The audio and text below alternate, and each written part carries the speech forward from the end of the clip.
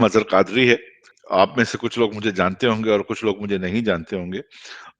मेरे मेरे knowledge domain में supply chain management, project management, quality management, engineering management और बहुत सारी अदर फील्ड्स हैं।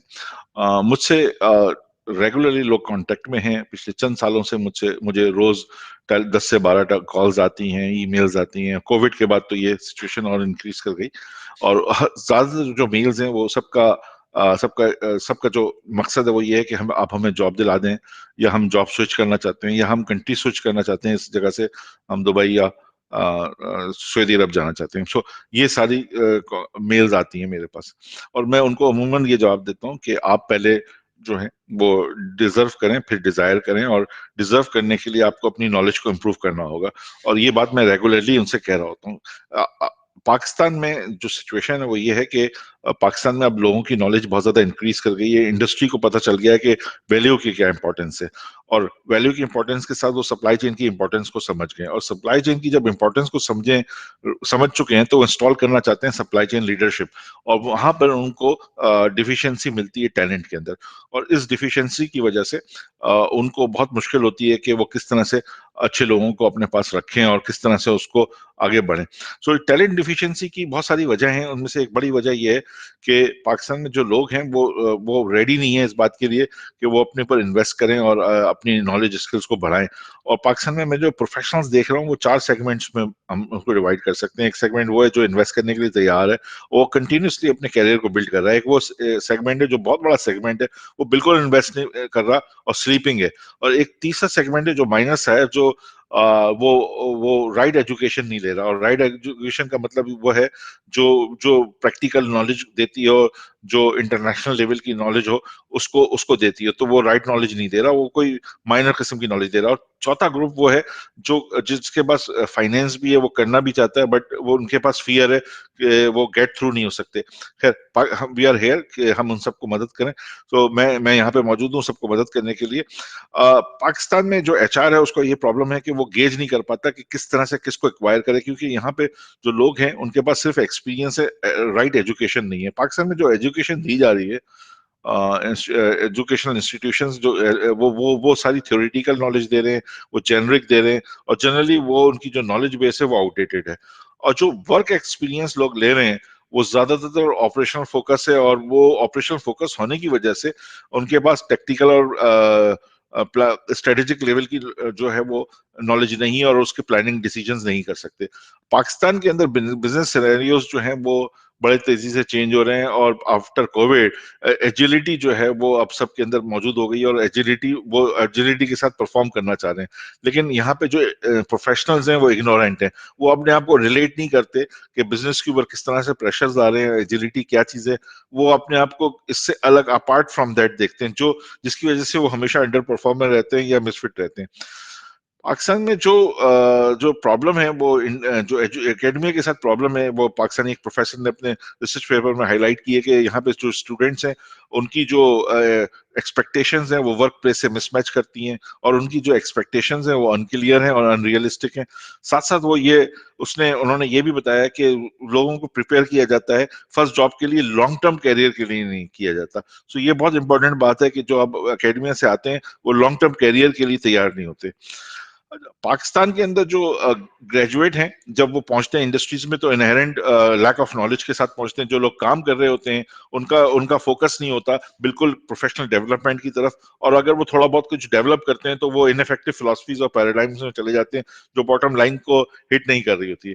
तो आप अब समझते हैं कि अगर वैल्यू क्रिएशन हो रही है तो सप्लाई चेन जो है वो सबसे ज्यादा वैल्यू क्रिएट करती है, और अगर वैल्यू क्रिएशन हो रही है तो जो चीज सबसे ज्यादा इंप्रूव करती है बॉटम लाइन को वो सप्लाई चेन है। सो सप्लाई चेन की जो नॉलेज है वो बड़ी इंपॉर्टेंट है और बड़ी क्रिटिकल है, और वो किसी भी ऑर्गेनाइजेशन की बॉटम लाइन को इंप्रूव करने के लिए। तो आज लोग जब अपने आप के ऊपर इन्वेस्ट नहीं कर रहे होते तो वो उसका मतलब ये है कि वो ऑर्गेनाइजेशन के लिए बहुत ज्यादा रेलिवेंट नहीं रहते। और अक्सर ह्यूमन रिसोर्स के जो एक्सपर्ट्स हैं वो ये कंप्लेन कर रहे होते हैं कि एक्सपर्टीज गैप है।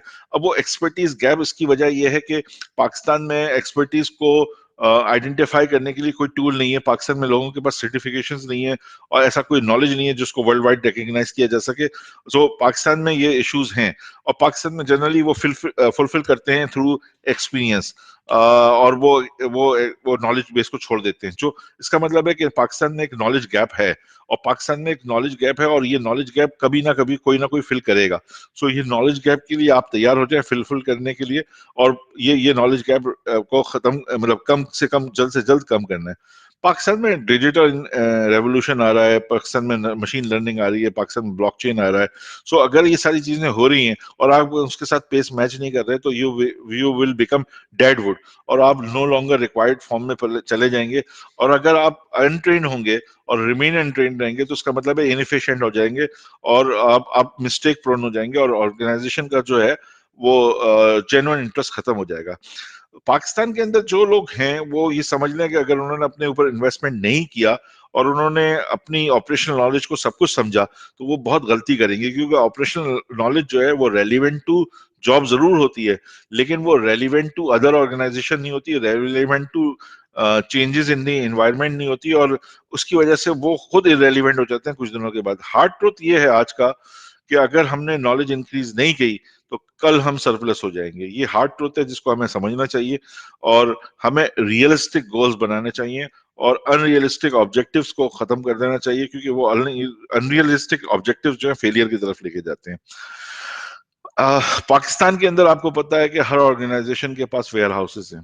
پاکستان میں جو ویئر ہاؤسز ہیں وہ پیتھیٹک کنڈیشن میں, اس میں جو اسٹاک ٹیکنگ ہو رہی ہے اس میں پرابلمز ہیں, جو کوڈنگ ہو رہی ہے وہاں پرابلمز ہیں, ریکنسیلیشن کے ایشوز ہیں, تو یہ سارے پرابلمز ہیں. انوینٹری انیکوریسی جو ہے وہ پلاننگ کو جا کے ہٹ کرتی ہے.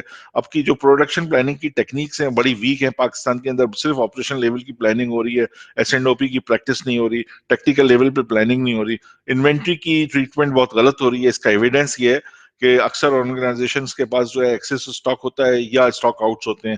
آپ نے دیکھا ہوگا بڑا ریگولر ہے کہ اسٹاک آؤٹس ہو جاتے ہیں, را مٹیریل کے ایکسس اسٹاک ہو جاتی ہے, فنش انوینٹری.